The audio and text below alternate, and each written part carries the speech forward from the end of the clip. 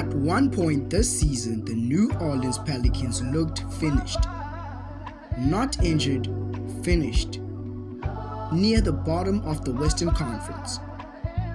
Lineups changing every night, chemistry nowhere to be found. And in the middle of that chaos was a question nobody wanted to ask out loud. Was Jordan Poole ever going to matter here? Because before the injury, nothing was clicking. And after the injury, things somehow got even worse. The Pelicans didn't lose because they were untalented. They lost because they were never whole. Zion Williamson in and out, key rotation players missing time, and Jordan Poole, the one guy built to create offense when systems break down, gone with a quad injury. Without him, New Orleans has no release valve. Possessions died. Late game situations turned into prayers. They weren't just losing games, they were losing belief. While Poole was sidelined, the narrative around him got ugly fast. Fans labeled him inefficient, empty stats, a bad contract, another scorer who doesn't move the needle. But what people were ignoring was context. Poole wasn't just missing shots, he was missing support.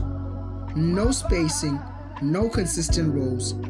And when he went down, the Pelicans' offense completely collapsed, exposing how badly they need exactly what he brings. When Jordan Poole came back, it wasn't loud. No headlines, no apology tour, just buckets. From the moment he checked in, the Pelicans looked different. The ball moved with purpose. Defenders stopped loading on Zion, and Poole didn't force the issue, he controlled it.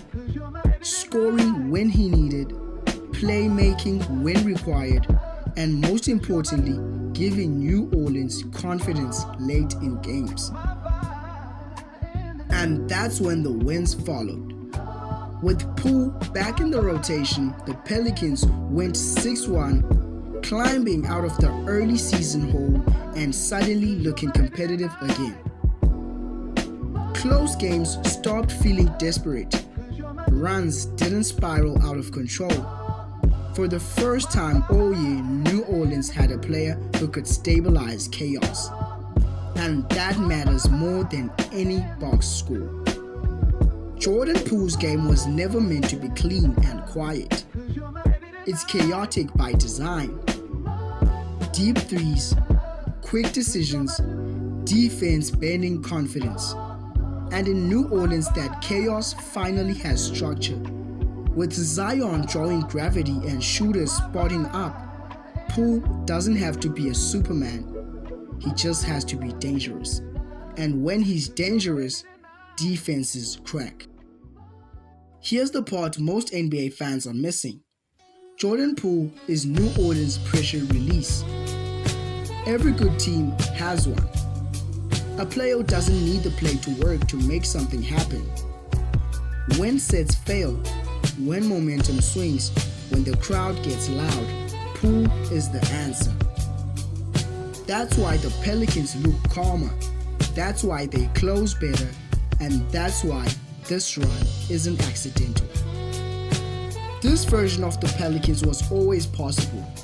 Injuries just delayed it. Doubt buried it. But now pieces are aligning. Zion doesn't have to force shots, and Poole doesn't have to prove anything. He just has to play. And when he does, New Orleans stop looking like a lottery team and start looking like a problem. So no, Jordan Poole didn't suddenly get good. He finally got context health, opportunity, trust, and if this is what the Pelicans look like with him just settling back in, the Western Conference might want to stop laughing because New Orleans isn't just surviving anymore, they're finding their edge. So I'd like to thank each and everyone for tuning in to the Hoop Nostalgia. Leave a comment, like, or subscribe if you enjoyed the video. And even if you didn't, man, thank you for tuning in. Anyway.